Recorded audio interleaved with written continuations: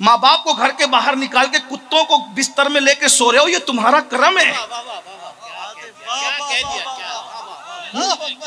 ماں باپ کھانے کو مانگے تو کہتے سب تم پہ خرچہ کر دیں، اور کتوں کے لیے مال سے کھانا منگواتے ہو، کتوں کے لیے جو ہے آن لائن آرڈر کرتے ہو، کتوں کو لاکھوں روپے میں خرید رہے ہو، ماں باپ کو بے آبرو میں بیچ دیا اور کتوں کو لاکھوں روپے میں خرید رہے، کتوں کی منڈیاں لگ رہی اور ایمان پہ خاتمہ ہونے کا سوچ رہے۔ وہ کتے، جہاں کتا وہاں رحمت کے فرشتے نہیں، دروازے پہ کتا بٹھا رکھا ہے۔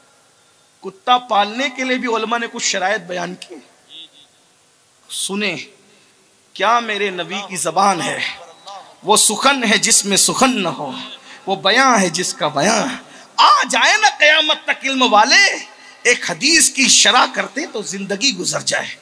میں نثار تیرے کلام پر ملی یوں تو کس کو زبان نہیں، وہ سخن ہے جس میں سخن نہ ہو، وہ بیان ہے جس کا بیان نہیں، فصحا عرب کے بڑے بڑے تیرے آگے یوں ہے دبے لچے، کوئی جانے منہ میں زبان نہیں بلکہ جسم میں جان نہیں، تو دل چاہتا ہے کروں تیرے نام پہ جا فدا، کروں تیرے نام پہ جا فدا، کروں تیرے نام پہ جا فدا، ارے نہ بس ایک جہاں دو جہاں فدا، دو جہاں سے بھی نہیں جی بھرا، کروں کیا کروڑوں جہاں نہیں۔ ہمارے نبی کی زبان سے نکل گیا، جاؤ تحقیق اور ریسرچ کرتے رہو، زندگیاں ختم ہوگی۔ ایک حدیث کو ایسا سمیٹا ہے، سمندروں کو سمیٹا ہے، سمندر کو نہیں سمندروں کو سمیٹا ہے۔ کوا نہیں کہا، گید نہیں کہا، چیل نہیں کہا، کیا کہا؟ کتا۔ امام غزالی کہتے ہیں کتا کہنے کی حکمت کیا تھی، یہ نبی کی شان۔ حالانکہ جس دور میں یہ بات کہی جا رہی تھی اس دور میں کتے جنگلوں میں رہا کرتے تھے، کتے بستیوں میں تو آج آئے ہیں آپ کے کرم کی وجہ سے، ہنسنے کی بات نہیں ہے۔ بغیر عذر کے کتا پالنے کی اجازت نہیں، کتا پالنا فیشن ہے۔ کتوں کو کاروں میں لے کے گھوم رہے ہو، ماں باپ کو اولڈ ہاؤس پہ پہنچا رکھا ہے، کتوں کو چوم رہے ہو، بیماریاں نہ پھیلے گی؟ کتے چومنے کی چیز تھے، چومنے کے تو ماں باپ کے ہاتھ تھے، چومنے کی چیز تو ماں باپ کے ہاتھ تھے، جس کے ہاتھوں کو چومنا جنت کی چوکھٹ چومنے کے مترادف قرار دیا گیا۔ چومنے کی چیز تو ماں باپ کے قدم تھے، ارے چومنے کی چیز تو غریب نواز کی چوکھٹ تھی، چومنے کی چیز تو غوث پاک کی چوکھٹ تھی۔ صاحب بیجت الاسرار لکھتے ہیں بڑے بڑے محدثین غریب غوث پاک کی چوکھٹ چوم کر اندر جاتے تھے، اور چوکھٹ چومنے سے خدا نے بہتوں کو ولایت عطا کر دی۔ لیکن 1857 کے بعد کے پرائے مال کو کیا کہیے، انہوں نے تو سب چیزوں کو بدعت کے، اس کو نہیں چومنا اس کو نہیں چومنا، چومنے سے اتنا ڈرایا کہ اب قوم کتے چوم رہی ہے۔ ظالموں، اگر تم نے انگوٹھے چومنے دیے ہوتے تو قوم کتوں کو نہیں چومتی، اگر تم نے ماں باپ کے ہاتھ اور پیر چومنے دیے ہوتے تو قوم کتے بلیوں کو نہیں چومتی۔ اس لیے کہ انرجی ایک طرف جب مثبت میں خرچ ہوتی ہے تو انسان منفی کی طرف نہیں جاتا۔ الحمدللہ میں شکر کے طور پہ کہہ رہا ہوں، آج بھی اکثریت ان کی جو انگوٹھے چومتے ہیں ان میں سے کوئی کتے کو چومتا نظر نہیں آ رہا۔ نعرہ تکبیر، نعرہ رسالت، جو ماں باپ کے رسالت، نعرہ رسالت، جو ماں باپ کے ہاتھ پیر چومتے ہیں۔ ایک بات کہوں، یہ مکافات عمل ہے، قدرت بڑی غیرت مند ہے۔ کہ میرے یاروں کی چوکھٹ کو چومنے کو شرک کہو گے تو پھر کسی اور کو چومواؤں گا۔ من یہدہ اللہ فلا مضل لہ ومن یضلل فلا ہادی لہ۔ قدرت بہت باغیرت ہے، قدرت بہت باغیرت ہے، قدرت کی غیرت بہت ہے، وہ بہت غیور ہے۔ اس کے یاروں سے رخ پھیرو گے تو کدھر جاؤ گے؟ جو تیرے در سے یار پھرتے ہیں در بدر یوں ہی خار پھرتے۔ کربلا میں بیٹھنے والوں یہ نہیں کہنا کہ سید لوگوں کو گالی دے، نہیں، میں کسی کو گالی نہیں، جو چومنے سے منع کرتے ہیں میرا اختلاف ان سے ہے۔ اب چیک کرو کون کرتے ہیں، وہ جانے آپ جانے، لیکن اتنا ضرور ہم تو انگوٹھے چوم اور خوش ہیں۔ وجہ اس لیے کہ یہ سنت صدیق ہے، اور نبی نے انگوٹھا چومنے پہ مسکرایا ہے۔ پہلی بار صدیق اکبر نے، سب سے پہلے انگوٹھا چومنے والے صدیق اکبر ہیں، امت کا سب سے بڑا عاشق، افضل البشر بعد الانبیاء بالتحقیق، لوگ کہتے ہیں کس کتاب میں لکھا؟ میں نے کہا ابو بکر صدیق نے کون سی کتاب میں پڑھا تھا؟ کچھ چیزیں ایسی ہیں جو صرف کتاب محبت میں ہوتی ہے، وہ کاغذ کی کتابوں میں نہیں ہوتی۔ جب عشق سکھاتا ہے آداب خود آگاہی، کھلتے ہیں غلاموں پر اسرار شہنشاہی۔ عشق عشق ہے، عشق کر کے تو دیکھو۔ تو بہرحال صدیق نے انگوٹھا چوما، حضور نے مسکرایا۔ پتا چلا جو انگوٹھا چومتا ہے، ہماری عقیدتیں کہتی ہے کہ آج بھی حضور مسکراتے ہیں۔ چوم لیا کرو نا بھائی، جو اس دنوں میں لوگ کتا چومنے نہیں شرماتے، اس دنوں میں اگر آپ انگوٹھے چوم رہے ہو، وہ بھی محبوب کے نام پہ، لب پہ آ جاتا ہے جب نام جناب، منہ میں گھل جاتا ہے شہد نایاب، وجد میں ہو کہ ہم جاں بےتاب، اپنے لب چوم لیا کرتے ہیں۔ بہرحال حضور نے مسکرایا۔ پھر اذان ختم ہو گئی تو لوگوں سے پوچھا، دیکھا میرے یار نے کیا کیا؟ یا رسول اللہ کیا کیا؟ آقا فرماتے ہیں اس نے انگوٹھے چومے میرا نام سن کر، کہ اگر کوئی یہ ایسا کرے گا میرے ابو بکر کے طریق پر تو انشاءاللہ میں قیامت کے دن اس کی شفاعت کروں گا۔ بہرحال بات دور نکل گئی، میں عرض کیا کر رہا تھا، جلدی سے اپنی بات پوری کر لوں۔ میرے آقا صلی اللہ علیہ وآلہ وسلم کے دیوانوں، تو یاد رکھیے کتوں کو پالنے سے، کتوں کو گھر میں لے کر رکھنے سے بچے۔ تو اللہ کے رسول علیہ السلام نے اس دور میں جب کتے گھروں میں نہیں ہوتے تھے، کتے محلوں میں نہیں، جنگلوں میں زیادہ تر کتے رہتے تھے، تو اس وقت فرمایا کتا دنیا دار کتے کی طرح اور دنیا مردار کی طرح۔ اب امام غزالی تشریح ہے، غزالی بھی پھر غزالی ہے، اس دور میں 500 کتابوں کے مصنف امام غزالی۔ اچھا کیا خاندان تھا ان کا؟ نام بھی محمد، ان کے ابا کا نام بھی محمد، ان کے دادا کا نام بھی محمد۔ اور بچپنے میں تربیت کا عالم یہ تھا کہ استاد نے پوچھا غزالی تیرا نام کیا ہے؟ چپ رہے، جواب نہیں دیا۔ ڈانٹا تو کیا سبق پڑھے گا، تجھے اپنا نام ہی یاد نہیں۔ اٹھ کر گئے، وضو کر کے آئے، یا دوسرے دن گئے، استاد میرا نام محمد ہے، میرے ابا کا نام محمد ہے، میرے دادا کا نام بھی محمد ہے۔ اور پہلے کیوں جواب نہیں دیا؟ ماں نے مجھے بچپنے سے سکھایا نا، پہلے دن سے، کہ آقا کا نام محمد بے وضو نہ لیا کرنا۔ تو ایسے لوگ، ادب والوں کو علم آتا ہے۔ امام غزالی لکھتے ہیں کہ نبی نے کوا نہیں کہا، گدھ نہیں کہا، اور بھی نام نہیں لیے، کتا کیوں کہا؟ تو کہا کوے کو جس دن مردار ملتا ہے، کائیں کائیں کر کے پوری برادری کو بلاتا ہے اور سب کے ساتھ مل کے کھاتا ہے۔ گدھ کو جب ملتا ہے پوری برادری کے ساتھ کھاتے ہیں گدھ، لیکن ایک بات ہے، کوا گوشت کھاتا ہے اور سب چھوڑ کے بھاگ جاتا ہے نا؟ لومڑی گوشت کھاتی ہے، سب چھوڑ کے بھاگ جاتا، دوسرے کھائیں تو وہ احتجاج نہیں کرتی، لیکن کتا ایسا ہے، نمبر 1 جب اس کو مردار ملتا ہے تو سگے بھائی کو بھی بھول جاتا ہے، اور اگر آ جائے تو بھونک بھونک کر بھگا دیتا ہے، اور پھر چمڑا بھی خود ہی کھاتا ہے، گوشت بھی خود ہی کھاتا ہے، ہڈی بھی خود ہی کھاتا ہے، سب ہڑپ کر جاتا ہے، کسی کو کھانے نہیں دیتا۔ حضور فرماتے ہیں دنیا دار بھی ایسے ہی ہوتے ہیں، جن کے دل میں دنیا کی محبت پیدا ہوتی ہے، پھر وہ رشتوں کو بھول جاتے ہیں، نہیں دیکھتے آج سگے بھائی پہ جادو ہو رہا ہے دنیا کی محبت کی وجہ سے، سگے بھائی سے بات بند ہے دنیا کی محبت کی وجہ سے۔ تو بہرحال امام ابو بکر شبلی، بیر شبلی، شیر حق، دنیا کے کتوں سے بچا، ایک کا رکھ عبد واحد بے ریا کے واسطے۔ تو امام ابو بکر شبلی اور حضرت سیدنا سید الطائفہ جنید بغدادی جیسے لوگ حج کو جانا ہے تو کہیں گے شیخ اندلس کے ساتھ حج کو چلتے ہیں، چلو شیخ اندلس حج کو چلے۔ 500 صرف علماء تھے، علماء کتنے؟ 500، جس کے ساتھ 500 علماء حج کو جائیں، عوام کتنی رہی ہوگی؟ سب گئے۔ اب جس گاؤں میں پہنچے، توجہ، جس گاؤں میں پہنچے اس نے دیکھا یار یہ کر و فر سے کیا جلوس آ رہا ہے، وہ جلوس نہیں تھا، وہ تو قافلہ تھا نا، سفر کر رہا تھا، اور کیا جلوس آ رہا ہے۔ وہ ایک عیسائی بندہ آیا، توجہ ہے آپ کی، ادھر ادھر آپ شاید نہیں دیکھ رہے نا، ادھر ادھر توجہ اس طرف ہے نا، تو ایک بار ذرا مدینہ منورہ کا تصور کر کے درود شریف پڑھ لیجئے۔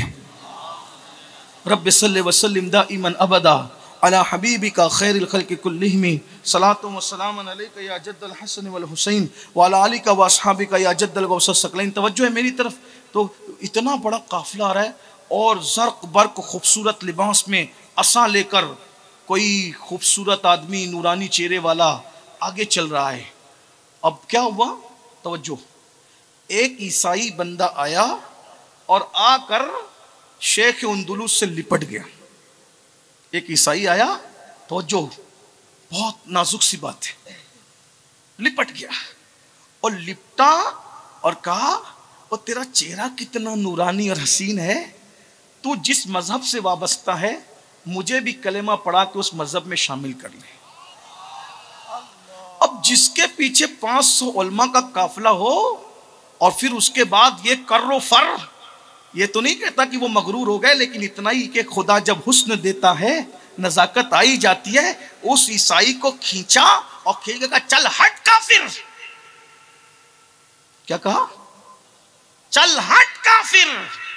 وہ ادھر گرا, اٹھا, اس کا سینہ اللہ نے کھول دیا تھا, وہ گیا اور کسی اللہ والے کے ہاتھ پہ مسلمان ہوا, اور اسی وقت اللہ نے اس کو مقام ولایت پر پہنچا دیا.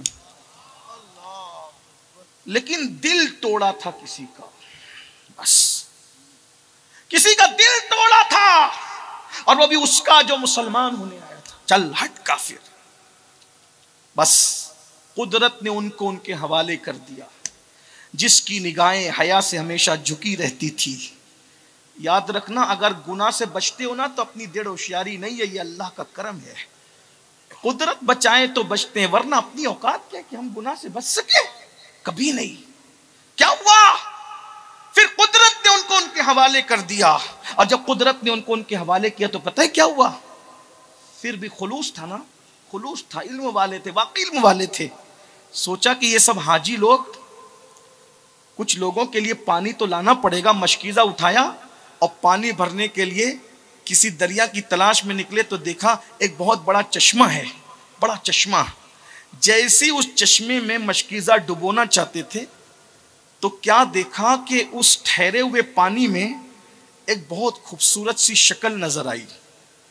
اب میں اس خوبصورت شکل کا نقشہ کیا کھینچوں, وقت ہوتا تو میں علامہ ارشد القادری کے لب و لہجے میں آپ کو بتاتا کہ وہ حسن ایسا تھا, اس کے گال نہیں, ایسا لگتا تھا جیسے ابھی کسی کیچڑ میں کسی کنول نے مسکرایا ہو. اس کے ہونٹ کیا تھے, ایسا لگتا تھا جیسے گلاب کی پنکھڑیاں ہوں. اس کے چہرے کے رخسار کی لالی دیکھ کر لالا رخوں کی جو ہے وہ رانائیاں یاد آتی تھی. یہ اس کے حسن کا عالم تھا, یہ اس کے جمال کا عالم تھا. پھر کیا ہوا؟ پھر یہ ہوا, اللہ اکبر, جیسے ٹھہرے ہوئے پانی میں کسی کی شکل دیکھی, پلٹے اور جب اس حسن کو دیکھا تو دیکھتے رہ گئے. آج سے پہلے کسی پہ نظر پڑتی تھی تو اللہ دیکھ رہا ہے, نظر جھکا لیتے تھے. لیکن آج جب قدرت نے ان کو ان کے حوالے کر دیا تو دیکھتے رہ گئے, اور جب دیکھتے رہ گئے تو پھر کیا ہوا؟ اللہ اکبر. اے لڑکی تو کتنی خوبصورت ہے, کیا تو میرے ساتھ شادی کرے گی؟ کہا میں تو یہ جو گرجا کا جو رہنما ہے نا, عیسائیوں کا جو بڑا پادری ہے, میں اس کی بیٹی ہوں, راہب کی بیٹی ہوں. میرے ابا سے پوچھو. اور جب ابا سے پوچھنے کے لیے وہ گئے تو اس راہب نے کہا میں اپنی بیٹی سے پوچھتا ہوں, اگر میری بیٹی اجازت دے تو میں تمہارے ساتھ نکاح کر دوں گا. پتہ ہے پھر کیا ہوا؟ اس بیٹی سے جب باپ نے پوچھا تو یہ کان لگا کے سن رہے تھے. بیٹی نے کہا یہ مسلمان اور وہ بھی مسلمانوں کا رہنما, اور ہم عیسائی, ہم نکاح نہیں کریں گے جب تک یہ عیسائی نہ ہو جائے. بس یہ لڑکی نے کہا اگر یہ عیسائی ہو گئے تو ہم نکاح کر لیں گے. انہوں نے فوراً کہا میں عیسائی ہونے کے لیے تیار ہوں. غور کر رہے ہیں, ایمان چھیننے کا معاملہ, صرف کسی کا دل توڑا تھا, کسی کا, میں عیسائی ہونے معاذ اللہ تیار ہوں. اور اس کے بعد لڑکی نے کہا ابھی تو کہہ رہے ہو اور نکاح کرنے کے بعد میرے حسن اور میرے جمال کو چوس لو گے اور بھوروں کی طرح بھاگ گئے تو ایسے نہیں, میں 1 سال تک چیک کروں گی کہ تم واقعی مجھ سے محبت کرتے ہو. تو کہا پھر؟ کہا میں سور چرانے جاتی ہوں, میرے سور چرانے کے لیے میرے ساتھ چلنا پڑے گا. اسی وقت عصا لے کر کے چلے, اور کبھی ٹیک لگا کر جس عصا کو حدیث کا درس دیتے تھے اسی عصا سے سور چرانا شروع کیا. لوگوں کی جب آنکھ کھلی تو لوگوں نے کہا بھی شیخ اندلس کدھر ہے؟ تو جب ڈھونڈنے نکلے تو دیکھا کہ وہ وہاں پر سور چرا رہے ہیں. لوگوں نے کہا شیخ کیا ہو گیا؟ آنکھ سے آنسو ہے, اللہ کی خفیہ تدبیر میں مبتلا ہو گیا ہوں, بس حج کو چلنا ہے. کہا تم جاؤ میں نہیں آتا, بس میرا تمہارا سفر اور ساتھ یہیں تک تھا۔ میرے بھائیوں، یہ دل توڑنے کا انجام ہے۔ پھر کیا ہوا؟ لوگ بہت روئے، ساری رونق روٹھ گئی، قافلے کی ساری رونق غائب ہو گئی۔ وہ گئے، روتے رہے، گڑ گڑاتے رہے، کوئی کسی سے بات نہ کرتا تھا، کسی کا دل نہ لگتا تھا۔ عرفات میں بہت دعائیں کی، مزدلفہ میں دعائیں کی، بہت دعائیں ہوئی۔ واپس پلٹ کر آئے۔ جب واپس پلٹ کر آئے تو پھر دیکھا شیخ اسی طریقے سے خنزیر چرا رہے ہیں، سور چرا رہے ہیں، اور سور کے چھوٹے چھوٹے بچے جب چلنے سے بیٹھ جاتے ہیں ان کو اپنے کندھے پہ اٹھا لیتے ہیں۔ اور فرمائیے گا پھر کیا ہوا؟ پھر یہ ہوا کہ انہوں نے بہت منایا، بہت سمجھایا، تو انہوں نے بتایا کہ میں قرآن بھی بھول گیا ہوں، مجھے اب قرآن بھی یاد نہیں، میں حدیثیں بھول گیا ہوں، مجھے کچھ یاد نہیں۔ لوگوں نے بہت سمجھایا، کہا اب مجھے کچھ سجھائی نہیں دیتا، مجھے کچھ دکھائی نہیں دیتا، اس لڑکی کے حسن کے سوا مجھے کچھ سنائی دکھائی نہیں دیتا۔ بہرحال لوگ نکلے، بہت دور پہنچے، بغداد جا کے منہ کیا دکھائیں گے، تو دور سے دیکھا کسی کے چلانے کی آواز آ رہی ہے۔ جب چلانے کی آواز آئی لوگوں نے پلٹ کے دیکھا، شیخ اندلس تھے۔ انہوں نے غسل کیا، اچھے کپڑے پہنے، اور آ کر کہا گواہ رہنا میں توبہ کر کے پھر سے مسلمان ہوتا ہوں۔ اللہ نے ان کو پھر ایمان کی دولت عطا کی۔ تو شیخ اندلس پھر مسلمان ہوئے واپس۔ لوگ پوچھتے تھے کہ شیخ آپ کیسے کافر ہو گئے تھے، کیا وجہ تھی؟ اتنی حدیثیں یاد، قرآن یاد۔ وہ کہتے تھے چھوڑو چھوڑو، نہیں بتاتے تھے۔ ایک دن حدیث کا درس دے رہے تھے، ایک برقع پوش خاتون آئی، اور آنے کے بعد اس خاتون نے کہا شیخ اندلس سے ملنا ہے۔ وہ کہا کہ تم کون ہو؟ تو کہا مجھے ان سے بات کرنی ہے۔ وہ گئی اور نقاب اٹھایا، شیخ کی حالت پھر دگرگوں ہو گئی، پیروں کے نیچے سے لگتا تھا زمین کھسک گئی۔ اس نے کہا شیخ آپ پریشان نہ ہو، جس کی وجہ سے آپ نے اسلام چھوڑ کر عیسائیت کو اختیار کیا تھا، آج وہ لڑکی آپ کے پاس خود آئی ہے اور وہ مسلمان ہو کر آئی ہے، اور اس کی وجہ یہ ہے کہ میں نے آپ کے جانے کے بعد خواب میں مولا علی کی زیارت کی، اور انہوں نے کہا کہ لڑکی اسلام حق ہے، قبول کر لو، اور تمہارا مقدر شیخ اندلس سے وابستہ ہے، اور جاؤ اس کے ساتھ کہنا کہ نکاح کر لو۔ انہوں نے نکاح کر لیا، پھر ساتھ رہنے لگے۔ اللہ نے بہت انعامات کی بارش کی، پہلے سے زیادہ مراتب عطا کیے۔ لوگ پوچھتے تھے کیا ہوا، کیوں خفیہ تدبیر آپ کے ساتھ کی گئی؟ شیخ ٹالتے تھے۔ ایک شاگرد نے کہا میں جستجو تحقیق کے لیے نہیں، صرف اپنی عبرت کے لیے کہ میں وہ کام نہ کروں جس کی وجہ سے آپ کا ایمان چھینا گیا۔ تو شیخ اندلس کی آنکھوں میں آنسو تھے۔ کہتے ہیں کہ ایک مرتبہ صرف میں کچھ ہوں اس تصور کے ساتھ میں نے کسی کا دل توڑ دیا تھا۔ میرے پاس کوئی مسلمان ہونے کے لیے آیا تھا اور میں نے کہا تھا چل ہٹ کافر، شاید یہی جملہ اس کے دل ٹوٹنے کا سبب ہوا اور میرے اسلام اور میرے ایمان کے چھیننے کا سبب بنا۔ تو یہ کسی کا دل توڑنا بھی بزرگوں نے فرمایا کہ خاتمہ خراب ہونے کا اندیشہ پیدا کرتا ہے۔